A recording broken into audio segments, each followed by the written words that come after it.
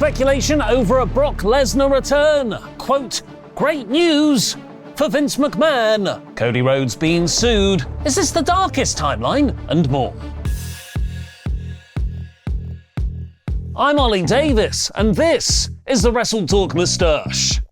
Support WrestleTalk! Brock Lesnar hasn't been seen in WWE since losing to Cody Rhodes at last year's SummerSlam. He was planned to make his return at the Royal Rumble to set up one of the biggest matches the company could do, a singles match against Dominic Mysterio. But just days before the show, Janelle Grant filed her lawsuit against Vince McMahon, which also mentioned a world-famous athlete and former UFC heavyweight champion. With Cain Velasquez long gone from WWE, reporters quickly identified this individual as Lesnar. He was dropped from the Rumble and Road to WrestleMania plans, where he was intending to face Gunther, was edited out of video packages, and, at great expense, totally removed from that year's 2K video game. But now, 10 months on, a rare photo of the very private beast has emerged, and he's looking pretty jacked. Country singer-songwriter Ward Davis posted a photo following a concert last Friday in Canada of him and Lesnar backstage, and the caption, "Dude, I get to meet some cool-ass people." Guess he hasn't read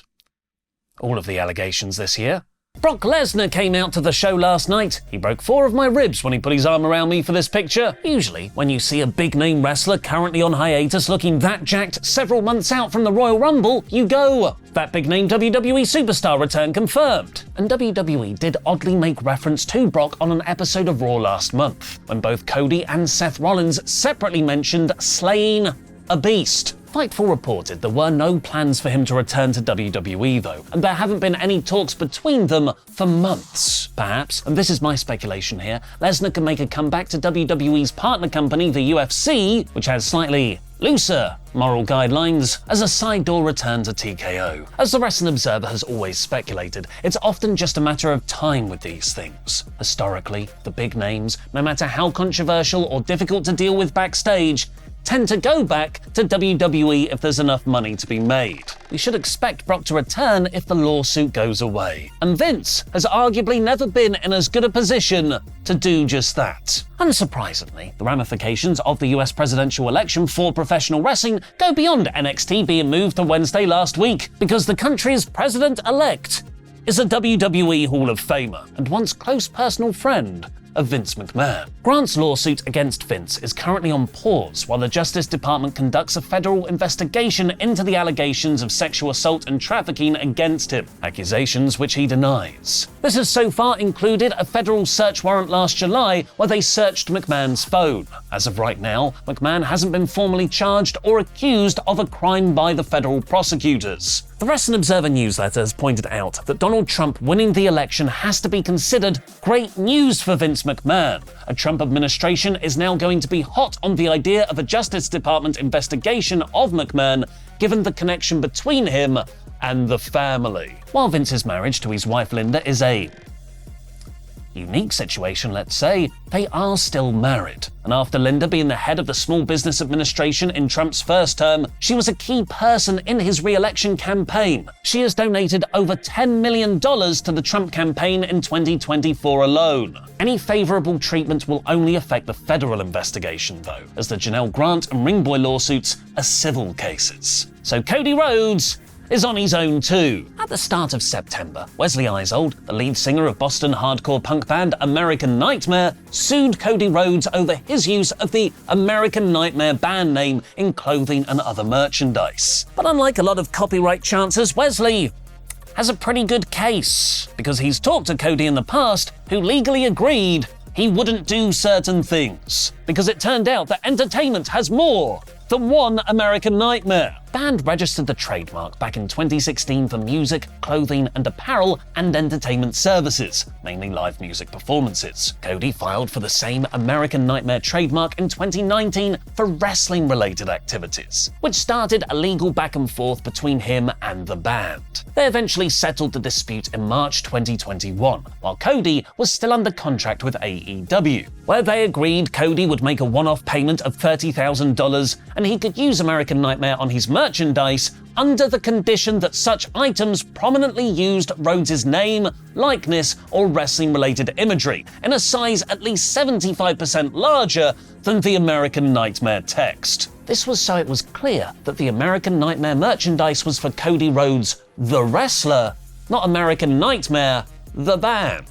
But recently, Wesley alleges Cody and Fanatics, WWE's merch partner, has been selling t-shirts that breaches the agreed 75% rule, which has meant some of American Nightmare, the band's fans, have bought American Nightmare, the Cody's merch by mistake. The lawsuit alleges that on information and belief, WWE and Fanatics intentionally caused Runnels to breach the settlement agreement. Previously, the band was seeking damages of at least $150,000 as well as treble damages of up to $300,000 related to federal trademark infringement. But now, the Boston Herald is reporting Wesley is asking a federal judge to award him at least $900,000 for the alleged breach of the agreement according to court documents. Apparently, neither WWE, Cody, or Fanatics have responded to the lawsuit. They have until the 15th of November to submit an answer. Little creative pitch here from me. The American Nightmare band should play Kevin Owens down to the ring next time he's on SmackDown. KO is currently in a work-shoot-style blood feud against Cody and Randy Orton, pushing the WWE's on-screen kayfabe world into a heightened realm of realism. The latest angle on Friday's SmackDown saw Owens hit Orton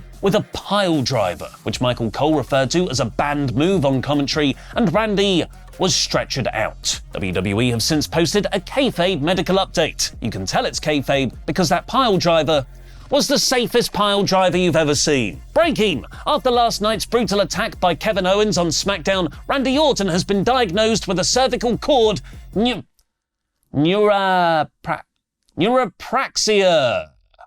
There is no timetable for his return. This is playing off Randy's previous injury, where he had 18 months recovering from double spinal fusion surgery, while hopefully also building the return of KO's finisher from Ring of Honor, the awesome package pile driver. We'll have to see if Orton is back for Survivor Series at the end of this month for the match, Royal Rumble in February, or maybe the retro look Saturday night's main event in mid-December. Because according to PW Insider, WWE will feature a retro presentation for the special show, with the original Saturday night's main event arena seating. Also on Friday's episode of SmackDown, months after the concept was first reported on, WWE finally debuted a mid-card Ladies Championship, the Women's United States title. Come on, Chelsea Green, this is made for you! Nick Aldis only announced the belt itself, and that the inaugural champion would have to earn the belt, they wouldn't be given it.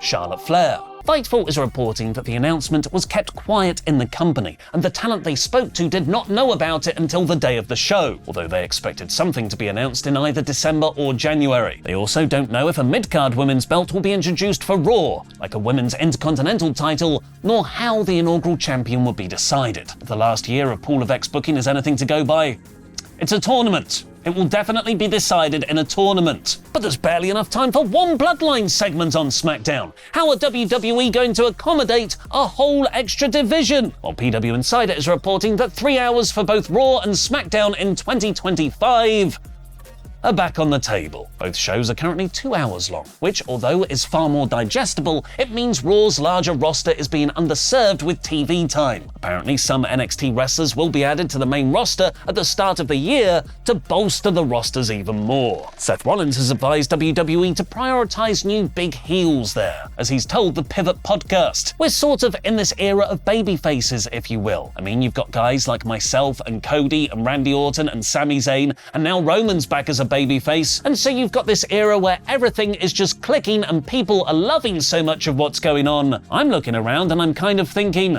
oh man, we're missing some good heels around here, you know? We're missing some good ones. Gunther, Kevin Owens, and the New Blood faction are arguably WWE's only male main event heels right now, with Bron Breakker and Bronson Reed rising up the mid-card. Perhaps WWE's next big bad guy is from your local high school hall indie show. WWE's ID program, where they sign indie wrestlers to pre-NXT developmental contracts, has had several more names announced. Bryce Donovan, Marcus Mathers, Sam Holloway, Jack Summit, Zara Zaka, and It's Gal. William Regal was shown offering Mathers and Holloway their contracts in a video backstage at Friday's SmackDown. Interestingly, Fightful Select is reporting former NXT star Timothy Thatcher has also joined the ID program. Just, not as a young trainee. He's a 41-year-old with 19 years experience in the business, but as a trainer. Thatcher had been released back in 2021, shortly before NXT was rebranded as NXT 2.0. WrestleNomics and Post Wrestling have reported that WWE's ID program had been in development for quite some time, but that it was unlikely to have actually been implemented if Vince McMahon was still in charge. While AEW did get some good news over the weekend with the return of Julia Hart on Saturday's Collision, the post-mortem on the 1st of November episode of Rampage was dire. That show drew a record low audience of just 172,000 viewers and a 0.05 rating in the 18 to 49 demographic. For context, Rampage had been doing under 300,000 viewers, which was already considered low. Wrestling Observer writes that the large drop was almost inexplicable, as there was no stiff competition going against them at the same time. This might be symptomatic of AEW losing interest in Rampage's quality, as the show isn't expected to continue into 2025. The November 1st episode had LFI beat The Butcher, Beef and JD Drake, and Lio Rush beating Commander. Fun matches, but evidently not enough draws to get people to watch them. AEW arguably have to start marketing more for the Straubs. What does Straubs mean? Find out right now in my brand new video essay explaining some well-known and very obscure wrestling terms. Here's a clip. Do you ever get confused when people use pro wrestling language like kayfabe and heat? Are you concerned you might be a queen or a Straub? Does this Hulk Hogan tweet melt your brain? Good night, Hulkamaniacs and jabroni marks without a life that don't know how to work when you work and work yourself into a shoot marks? Then you need to learn how to speak wrestling with me, Ollie Davis.